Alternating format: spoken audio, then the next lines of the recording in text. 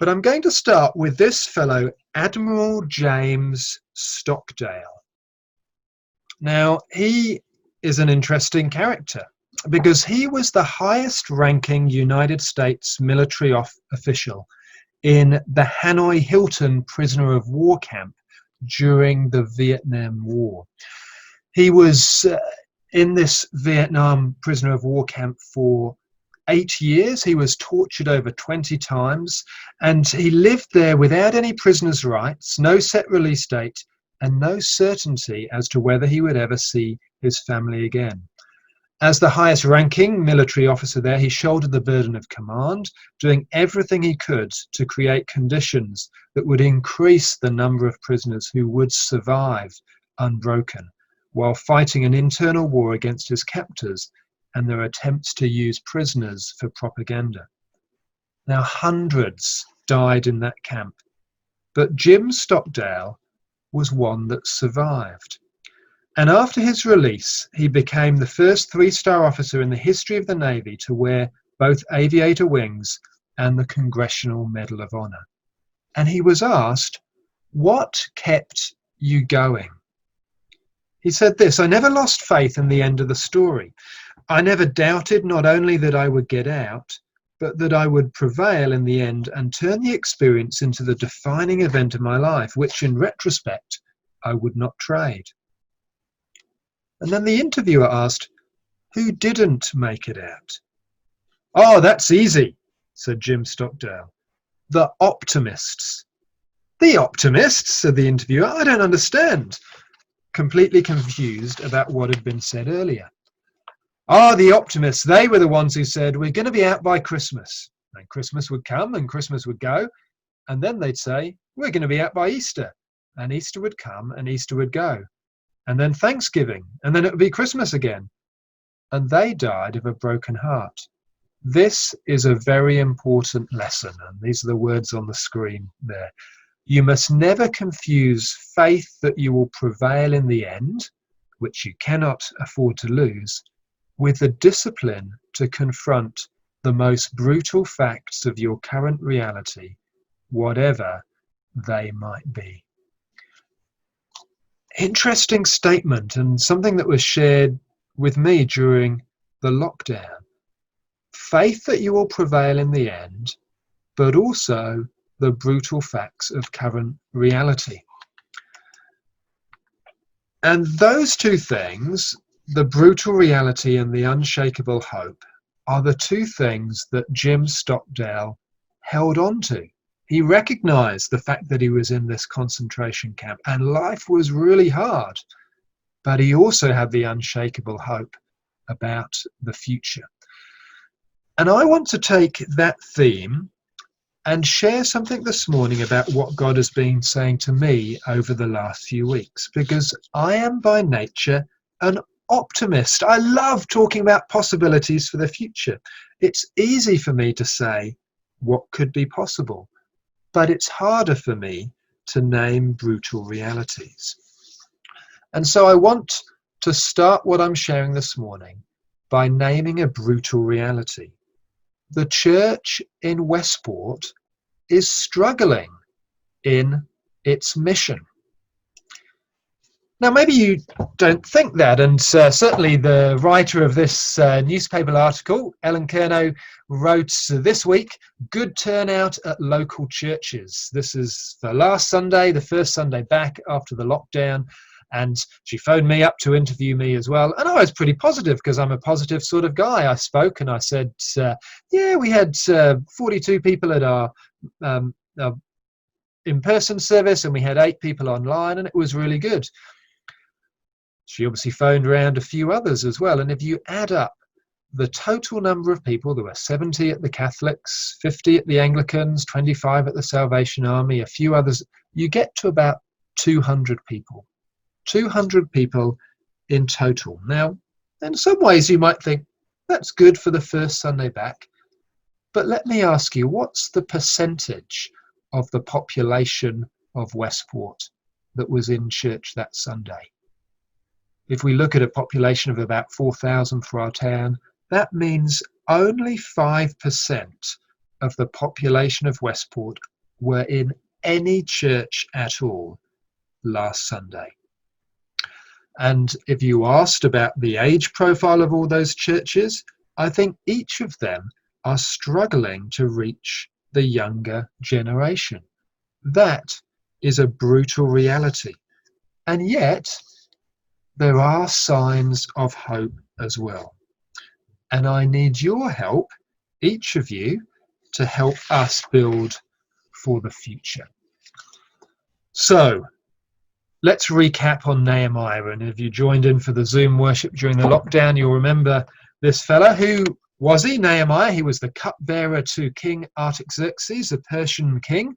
Where did he live? Well, he started his life in Susa, one of the exiled Jews, but he was called by God and he was allowed by the king to return to Jerusalem, to his people.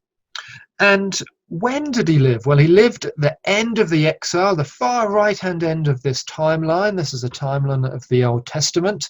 So it's after the exile, one of the last books in the Bible to be written, one of the last books in the Old Testament to be written. We've still got Jesus and the New Testament to come, obviously.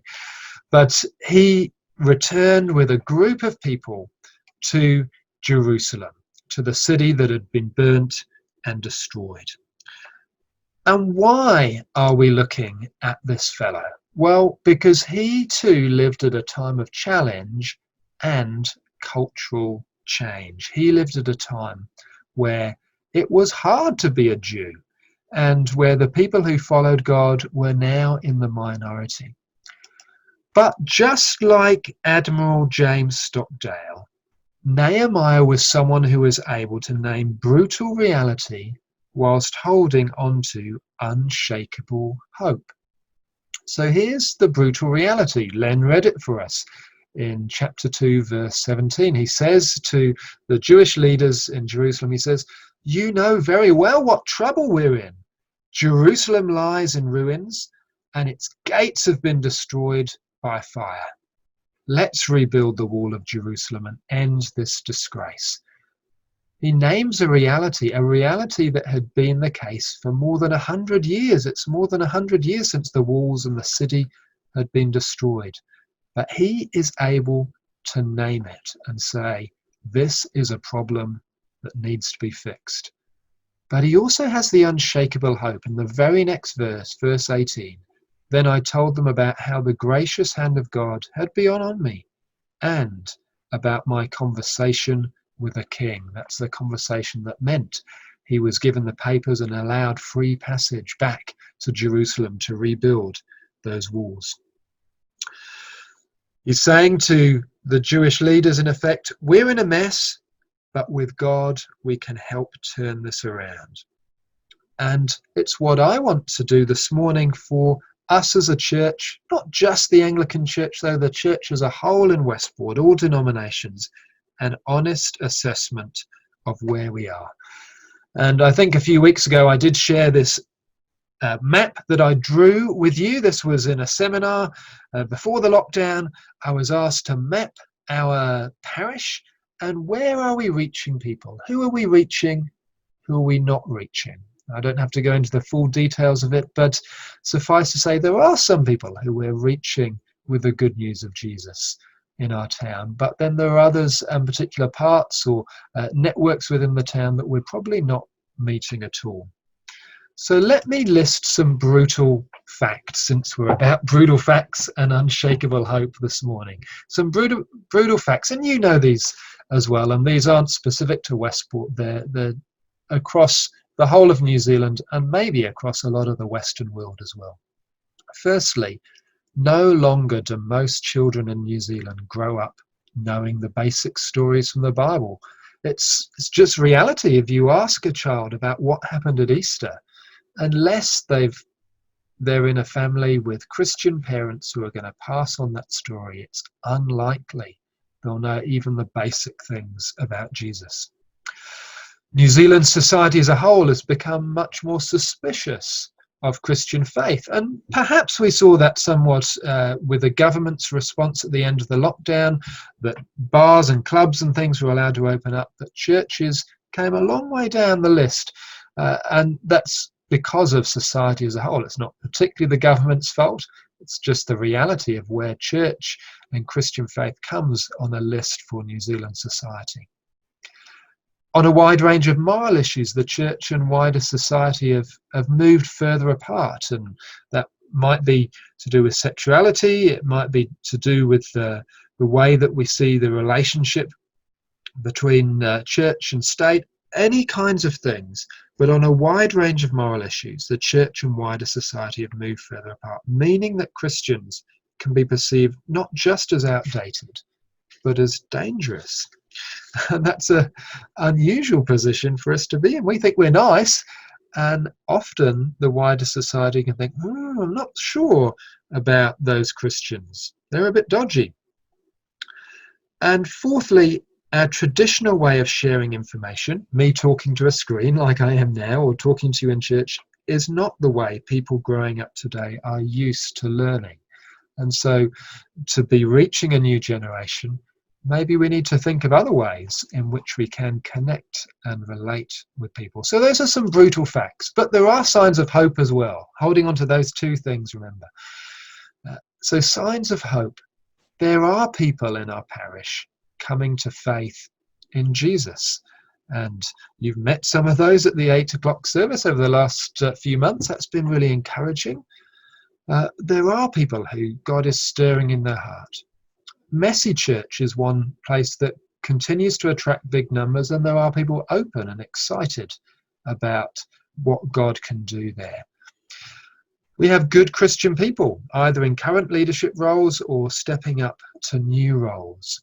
And most of all, God is with us by his Holy Spirit. He will build his kingdom, and we trust in him. So as well as the brutal facts, there are real signs of hope. Like Stockdale, I want to hold on to them both. And it's my encouragement for all of us to recognize both the challenges, but also the hope in there. Now, I also want to show you some photos of the walls of Jerusalem at different points in history. So this is a 3D map of the walls of Jerusalem after Nehemiah rebuilt them. It's interesting. So just a little thin strip along the Kidron Valley, and then the Temple Mount in the background. Just a small city and small houses that Nehemiah rebuilt. This is in the time of Jerusalem, and this is a lot bigger now. You might be able to see to the left of the temple, I don't know if you can see my mouse, but there's the temple. To the left is a small sliver which was Nehemiah's walls. They're still there, but it's expanded with more walls and more buildings. And then if you get to Jerusalem today, and I had the privilege to visit a couple of years ago, Jerusalem today is a completely different shape. There are different quarters now, the Christian quarter, the Muslim quarter, the Jewish quarter, but the walls are still an important feature of the city, albeit in different places. And the question I wanted to ask is, in all of these pictures of the walls, Nehemiah's day, Jesus's day, and the present day, although the walls are different, what's the one building that is always within the walls? What's the one building? The answer is the temple. The temple, which is the center of the Jewish faith. And for us, I want to use that as an illustration to say that for the church, the shape of what the church looks like in each generation may change. The way the walls are configured. Now, I'm not talking about the building now, but I'm talking the way that the church relates to wider society, the kinds of groups and things that we run within the church. But the core gospel, the good news of Jesus, the center of our faith, remains the same. The walls may change, but the center, the core, is the same of who we are. Now, I know to my core the gospel of Jesus, Jesus who died and rose again so that you and I can be free. so that you and I can find our identity in God rather than in the things of this world. But I want to ask you to come on an adventure with me as we look to the future. What is God calling us to strengthen? What is God calling us to protect? What is God calling us to demolish? And where is God calling us to expand, whilst always keeping the core things the same? I think there is an opportunity as we come out of lockdown, and I'll be talking about this with the new vestry, about how we can shape our church to reach people going forward, to be able to make the most of the opportunities that God gives us. But my final point I want to talk about this morning is, how did those walls get built? Well, as Len read from the start of chapter 3, there were lots of names. But the genius of what Nehemiah managed to do was that he put lots of teams doing lots of manageable tasks. Each team of people had a gate or a section of the wall that they knew they were responsible for, and they worked on to build it up. And even though the walls had been in ruins for over 100 years, it only took 52 days for those teams to complete the wall. If you look at the start of chapter 3, there were various people: Eliashib the high priest and other priests, people from the town of Jericho, Zachor son of Imri, the sons of Hassanah, Meremoth sons of Uriah, grandson of Hakoth, Meshullam son of Berechiah, and grandson of Meshezabel, Shallum son of Holish and his daughters in verse 12, just in case you thought it was just for the guys. No, the women got involved as well. And by no means were they all experts. No, they weren't builders by trade, lots of them. But they were given a task, they were given a team, and they worked together. They worked in the clans and the tribes that already existed. Some worked in their areas of gifting, others not. They had different sections of the wall, and there were some conflicts and fallings out along the way. We're told that the leaders refused to work with the construction supervisors in one section. But they were able to complete it in those 52 days. Let me read from Nehemiah 6, verse 15. So on October 2nd, the wall was finished, just 52 days after we had begun. When our enemies and the surrounding nations heard about it, they were frightened and humiliated. They realized this work had been done with the help of our God. Well, I want to finish up then by talking about how teams in our parish can make a difference as we go forward. And I've listed some of the teams on this slide that you can see. We have a new vestry, and when we get to the 10 o'clock service, I'm going to ask those who have been elected to vestry to stand so that we can pray for them and encourage them. We've had a phoning team during the lockdown, and I met with those people on Thursday, and a number of those people are keen to continue as a pastoral team going on from now, so that the caring individually one-on-one isn't just the vicar's job, but it's something that's shared by a pastoral team. And there may be others who wish to join that team. So I'd encourage you, if you feel like you're the sort of person who likes connecting with people one-on-one, either on the phone or popping in to visit them, then to have a chat to me about that. We've got our messy church team, and they're always coming up with creative ideas for how we can engage children and families with God.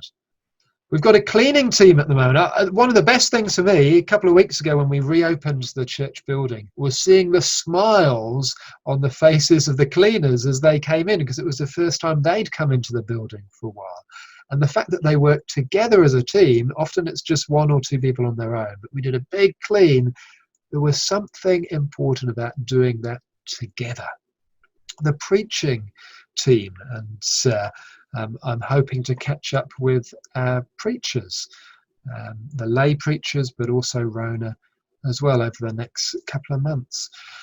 If you're at the AGM, then you remember that Brian proposed that we have a buildings team, a buildings subcommittee. I know there's been one in the past. This would be one after Nehemiah's heart, making sure that the building doesn't fall down.